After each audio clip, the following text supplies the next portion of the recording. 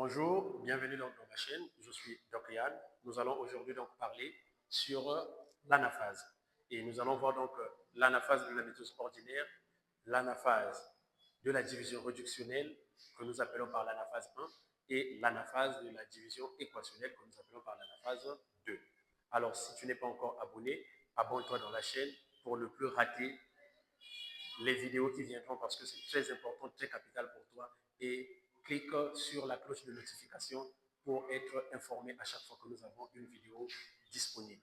Alors, chaque semaine, nous sommes là pour vous donner les vidéos qu'il faut pour que vous puissiez avancer dans les SVT, pour que vous puissiez avoir donc un esprit ouvert et que vous arriviez à mieux comprendre ce que vous n'arrivez pas peut-être à comprendre en classe. Alors, on est parti. Nous allons commencer donc ici.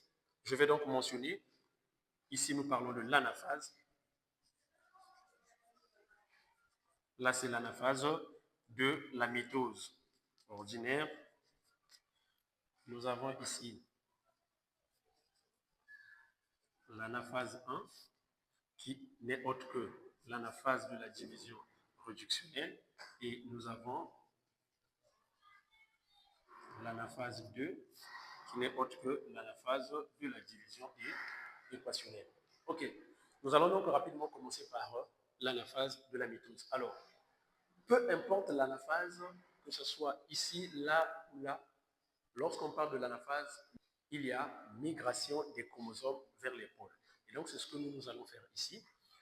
À l'anaphase, ici, 2n égale à 4, nous avons donc 4 chromosomes. Et ces 4 chromosomes-là vont donc se séparer au niveau des astères. Et il y aura donc la migration des chromosomes que nous appelons encore par chromosomes non fissurés ou encore des chromosomes monochromatidiens. Donc, on aura ceci.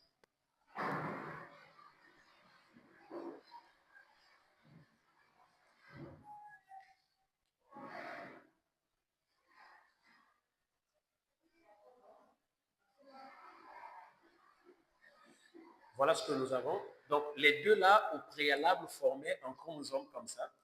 Les deux là, au préalable, formaient un chromosome comme ça.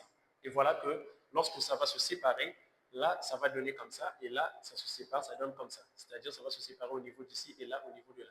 Et voilà ce que j'obtiens. Donc, ici, j'ai un chromosome, les deux là vont former une paire. Un chromosome, les deux là vont former une paire. Et donc, je vais me retrouver avec deux paires de chromosomes qui me fera donc 2n égale à 4.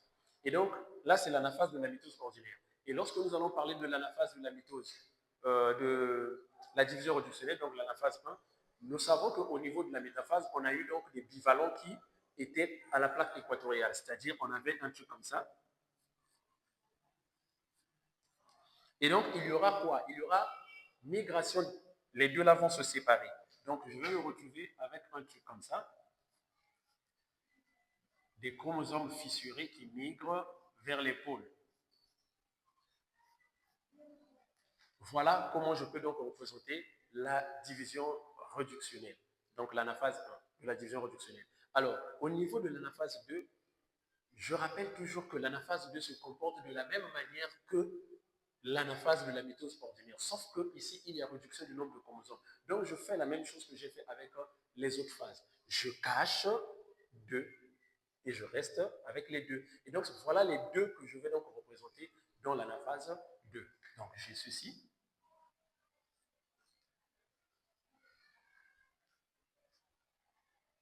Voilà.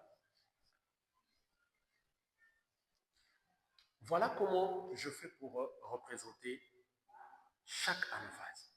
Donc, vous voyez bel et bien ici que depuis que nous avons constaté, nous avons commencé l'anaphase 1 ou encore la division réductionnelle a un comportement propre à elle-même. Cette division-là a vraiment un comportement propre à elle-même. Par contre, la division équationnelle et la mitose ordinaire, les deux ont un même comportement. Leur différence se trouve au niveau du nombre de chromosomes. Ici, la cellule est diploïde, ici, la cellule est haploïde. Donc, dans le cas ici, par exemple, là, la cellule est à 2n égale à 4, mais ici, la cellule est à n égale à 2. Mais même comportement. Même comportement. Réduction du nombre de chromosomes au niveau de la division équationnelle. Et l'autre a son propre comportement. Voilà donc comment nous pouvons représenter l'anaphase. Merci.